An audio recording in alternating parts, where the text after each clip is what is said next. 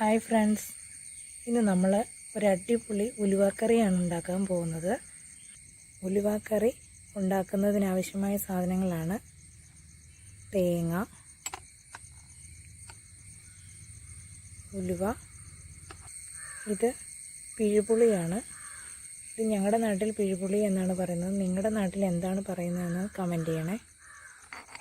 പിന്നെ ചെറിയ ഉള്ളി.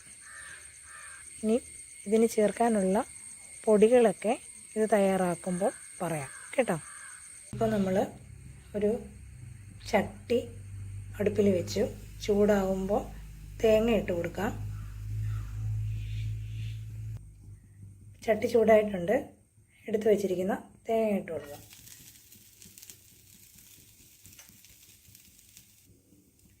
ഒരൽപ്പം ഓയിൽ ഒഴിച്ചു കൊടുക്കാം. ഇത് നന്നായി ബ്രൗൺ കളർ ആവുന്നിടം വരെ നമുക്ക് ഇളക്കി കൊടുക്കാം. ഫ്രണ്ട്സ്, ഇത് കണ്ടോ, ഈ ഒരു പരുവായിട്ടുണ്ട്.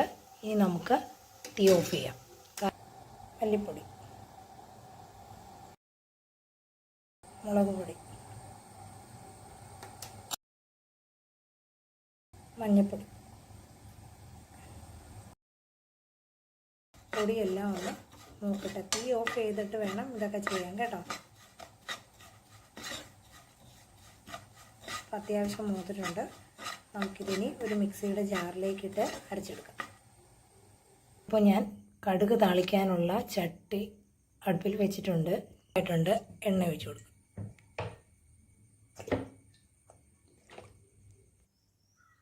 ഇപ്പോൾ എണ്ണ ചൂടായിട്ടുണ്ട്. നമുക്ക് കടുക് ഇട്ട് കൊടുക്കാം. ഉള്ളി ഇട്ട് കൊടുക്കാം. കറിവേപ്പില ഇട്ട് കൊടുക്കാം.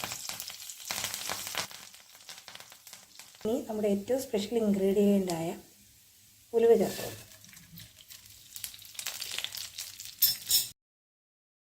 ഉള്ളി ചേർത്ത്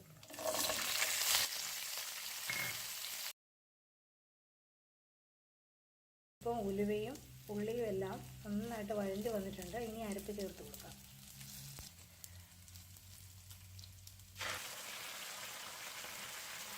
അരപ്പ് മുഴുവനായിട്ട് ചേർത്ത് കൊടുക്കാം. ഇനി നന്നായിട്ടൊന്ന് തിളക്കട്ടെ. ഉപ്പ് ചേർത്ത് കൊടുക്കും. നന്നായിട്ട് തിളക്കും. പിഴുപുളി നന്നായിട്ട് പിഴിഞ്ഞെടുത്തതാണ് ചേർത്ത് കൊടുക്കും. ഇനി ഇത് നന്നായിട്ടൊന്ന് തിളച്ച് വരണം വരെ വെയിറ്റ് ചെയ്യും. നന്നായിട്ട് തിളച്ച് വന്നിട്ടുണ്ട്. ഇനി നമുക്ക് തീ ഓഫ് ചെയ്യാം. ഫ്രണ്ട്സ്, നമ്മുടെ ഉലുവാക്കറി ഇവിടെ റെഡി ആയിട്ടുണ്ട്. അടിപൊളി രുചിയിലുള്ള ഒരു ഉലുവാക്കറിയാണ്. ഫ്രണ്ട്സ്, നമ്മുടെ അടിപൊളി രുചിയിലുള്ള ഉലുവാക്കറി ഇവിടെ റെഡി ആയിട്ടുണ്ട്. നിങ്ങളെല്ലാവരും ഇത് ട്രൈ ചെയ്ത് നോക്കണം.